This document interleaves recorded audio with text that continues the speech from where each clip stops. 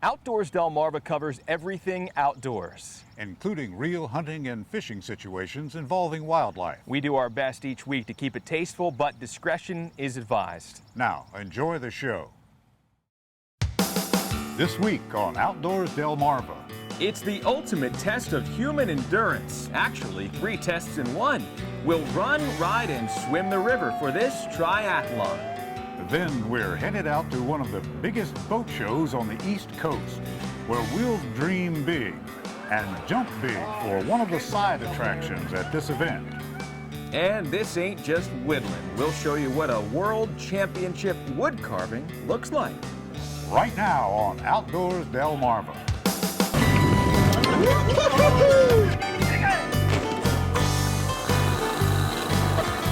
Take 'em.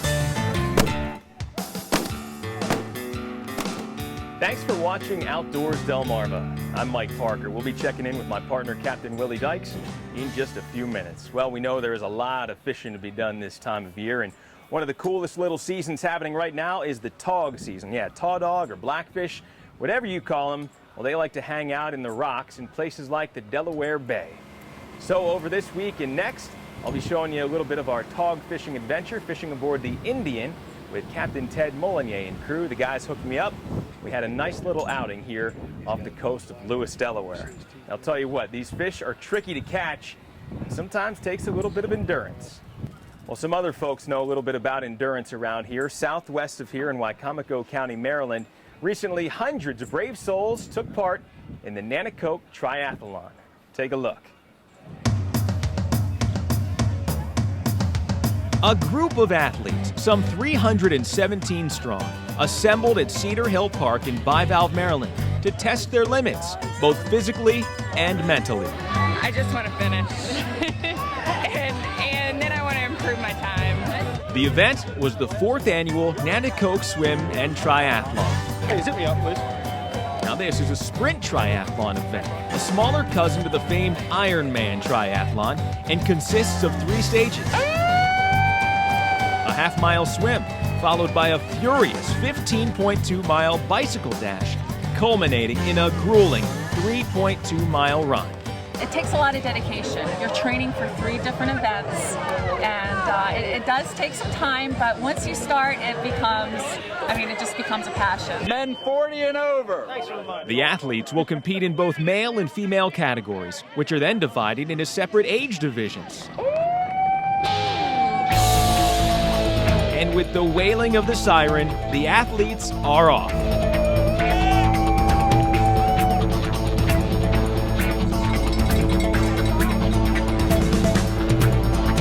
The competitors quickly exit the river and sprint towards the transition area, where their bicycles await. With a change of gear, they're on their 15-mile journey to the town of Whitehaven, Maryland, and back.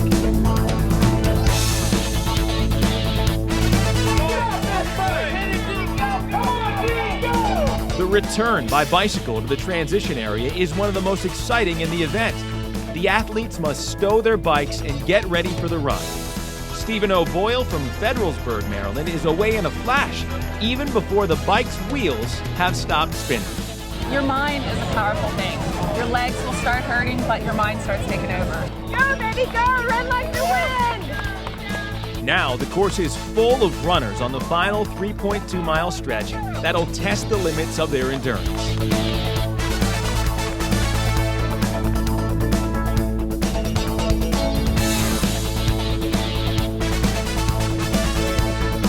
When you're out there and you're hurting and you see people rooting you on the side, it makes a huge difference.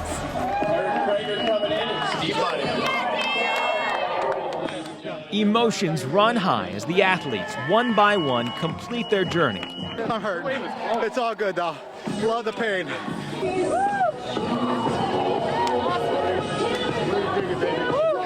The Nanticoke Swim and Triathlon, which raises money for various charities, was founded in tribute to Salisbury resident Nancy Sterling. Once a champion competitive swimmer, Nancy still crosses the finish line even after being diagnosed 5 years ago with ALS, commonly referred to as Lou Gehrig's disease. This is my first triathlon. Man, I loved it. I'm addicted. probably one of the best things I've ever done in my life. Just so it's a dream of mine. I just started doing it. I said I'm going to stop thinking about it and doing it. Train for 3 months and accomplish my goal and dream. Nancy's courageous legacy, however, acts as a lasting monument to those who choose to test the boundaries of their mind, body, and spirit. So some pretty amazing stuff. We want to say congratulations to all the athletes who competed in the Nanticoke Triathlon. Now, my advice, rest those legs. Maybe get out here, try a little fishing. Coming up next on Outdoors Delmarva, we'll head to one of the biggest boat shows around, where we'll scan the inventory and dream big. And we'll get into the water another way, too, where man's best friend goes flying. But first, did you know? The Nanticoke Triathlon is a sprint triathlon, which is a shorter distance than an Ironman tri. What are the distances for each part of an Ironman triathlon? The answer when we come back. Outdoors Delmarva is sponsored by Shorts Marine, Shooter's Choice, and Goodies Marine. Outdoors Delmarva will be right back.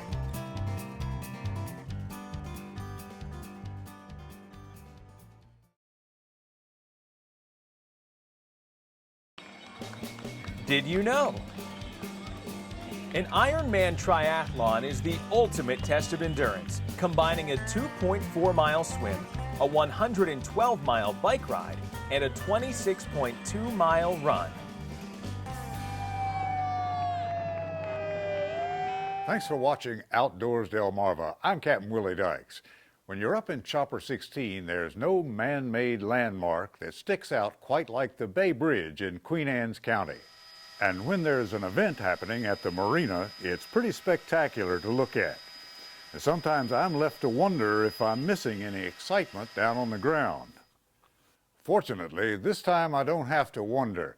Here's a look at the recent Bay Bridge Boat Show. The first thing that grabs your attention at the Bay Bridge Boat Show is the sheer size of it. All told, more than 200 models of watercraft are on the premises, with the majority of them actually in the water.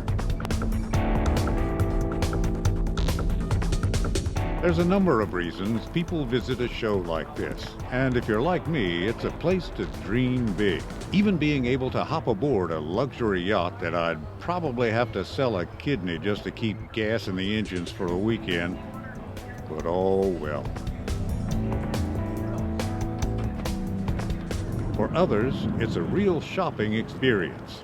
We really don't know what to look for yet, or we have so many questions and there's so many beautiful boats at the show, and we're just kind of walking around and looking. Picking out just the right boat can get a little complicated depending on your needs and your budget. Are you a weekend warrior looking to fish and relax near home? I like to fish. I like to flounder fish. Or looking for a floating living space capable of a summer's long excursion down the coast? Well, I had a boat for a few years on the Chesapeake and really enjoyed being a boater, and sold that boat last spring and have missed it, and I'm in the process of trying to decide whether or not I want to buy another boat so I can explore the bay and the coves and then go around, as they say, up to Ocean City for a week or two. Whatever floats your boat, with a little forward planning, most folks can eventually settle on the right combination. I think we're going to compromise. After 20 years of marriage, we can do that now. One thing is for sure, the summer boating season is getting into full swing. Will this be your year to get out on the water? Mike, back to you. Well, thank you, Willie. You know, one of the best parts about my job is I get to spend some time aboard some pretty neat boats, including the Indian here, captained by Ted Molinier, based out of the Anglers Fishing Center in Lewis. And we're having a little bit of fun here on this morning, doing a little tog fishing. But there are other ways to get out on the water too, and as you're about to see, one activity is just more fun on 4 paws. While most of the foot traffic at the Bay Bridge Boat Show is aimed in the direction of the boats, there's another dock that everybody seems to be barking about. Get him on. What's that? Get it. Good boy. The Delmarva Dock Dog Club has dozens of members willing to travel long distances to enjoy their sport, which of course means enjoying a day with their dog. Look for Cooper. It's just fun for me and my dogs, and I have a Rottweiler too that jumps. Oh, wow! I don't know if that could have been any better. So we're just trying to get Foster used to it now. Maybe he'll jump. He goes next. You guys can yell louder than that if you want. I don't think the dog wants to cooperate this time. For this serious competitor, there are prizes and national rankings at stake. And a good jump at a Delmarva Dock Dogs event could send a dog soaring onto bigger competitions down the road. But for many of the dogs here, simply landing a spot in this very pool will do just fine. Blue, let's go, go, go, go, go, go, go, go! Yeah! Still ahead on Outdoors Delmarva, they're crazy contraptions, but are they seaworthy? Learn about the worthy cause they're floating for. Don't go anywhere. Outdoors Delmarva will be right back.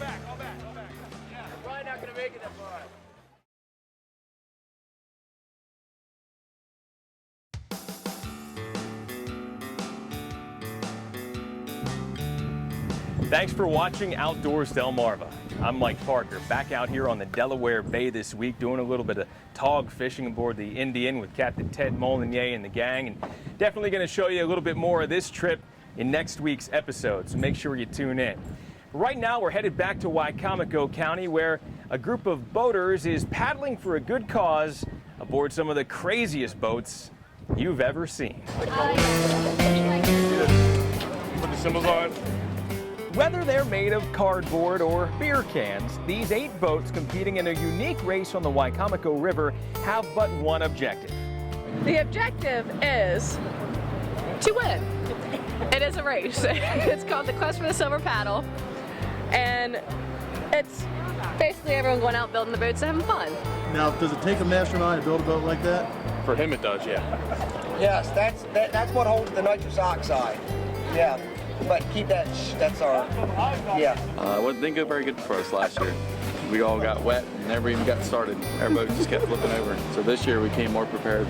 We added outriggers this year. we didn't have very good outriggers last year. You can make a boat out of anything. You can't use any commercial hulls, obviously no motors. We have judges that inspect the boats to make sure everything's fair. Soon, the watercraft are loaded into the river for the very important start of the race, which will raise money for junior achievement. Go, go! And it's a flurry of paddles, plastic, cardboard, beer cans, and Viking horns. Team Allen and Sharif are off to a quick start due to solid engineering and synchronized paddle work. For the Dark Knight, however, victory is measured by merely staying afloat. While the leaders forge bravely ahead, it appears that someone has taken a can opener to the hull of Team Vortex. And Team Knockmess Monster will rely on brute force and pretty cool costumes. But Team Allen and Sharif are already on the return leg and cruise easily to the finish. And prove to be a crew of jokers. Victory lap well earned. Tonight they'll toast their much improved outriggers. I'm getting revenge right here. While others will be left to soak in the satisfaction of having raised money for a good cause. Now that is what I call wet and wild. Willie, we'll send it back to you. If you watched last week's episode, we introduced you to a group of local wood carvers who are just getting off the ground with their own small club. This week we're headed to Ocean City, where you'll see that becoming a world champion is no small feat. This here is 10-quarter basswood for carving stock.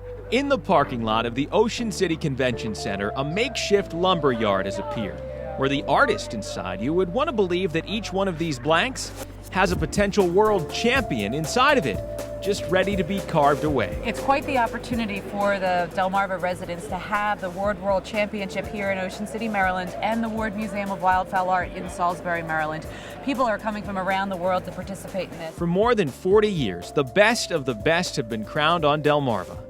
Now, wood carving is an art that spans many skill levels, and at the Ward World Championships in Ocean City, the entries come in many categories. Now, this year's champion in the decorative life-size division isn't larger than life, but the skill involved in creating the intricate details to this yellow-rumped warbler perched atop goldenrod seemed to fill the room. I feel like it's a little bit of skill and a lot of luck. And while much of the attention here focuses on wood, artists from other specialties also compete. And it was a nice surprise for Outdoors Delmarva when we bumped into artist Paul Reimer, who we'd spoken to months ago at the Easton Waterfowl Festival. At the time, Paul was working on a clay sculpture of an owl. Well, now with the sculpture cast in precious metal, his work has been honored as best of the best. And what a neat coincidence that you're here, and you were there, while I was sculpting it there in Easton, and you can see it here, at the sort of the happy ending. So that's neat.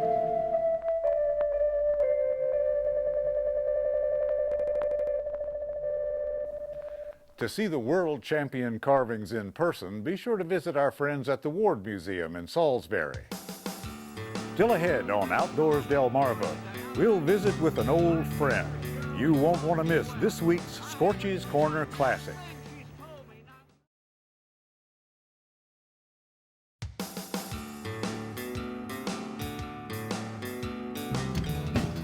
Hi everybody, and thanks for watching Outdoors Delmarva. I'm Mike Parker, excited right now to be spending some time with one of the fine sponsors of our program, talking about Goody's Marine, the premier fishing boat retailer located right here in the heart of Chesapeake Country, just a short drive from Cambridge, Maryland. And joining me right now is one of the guys who puts his name on this place, talking about Tommy Goody. How you doing, Tommy? Hi, Mike. How you doing? I'm doing great. Now, Tommy, people driving by can't miss a big red machine like this for sure, but you've got a lot of stock indoors, too. That's right, Mike. And with them inside, even if the boat's been here for a while, it's not weather beaten when you get it. It'll be a nice fresh boat just like it came from the factory. I like that. Let's take a look. We'll go take a look. Whoa, Tommy, I think I already found the one that is just right for me. I mean, this 26-foot sailfish model, it really is just decked out for the fishermen.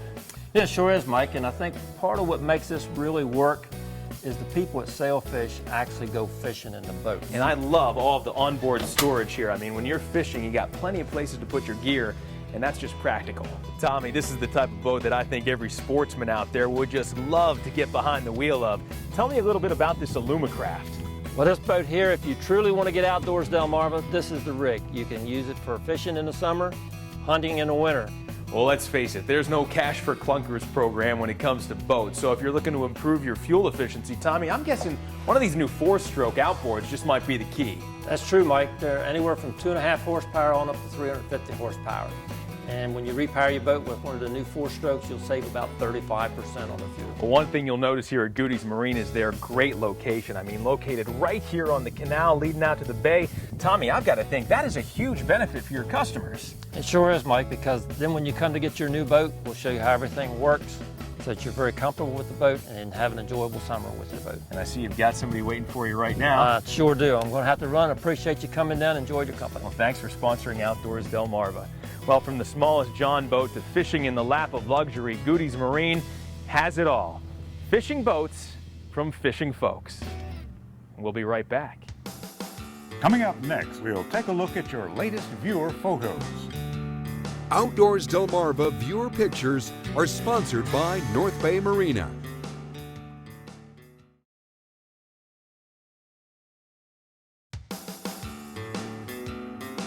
Outdoors Delmarva is sponsored by Shorts Marine, Shooter's Choice, and Goody's Marine.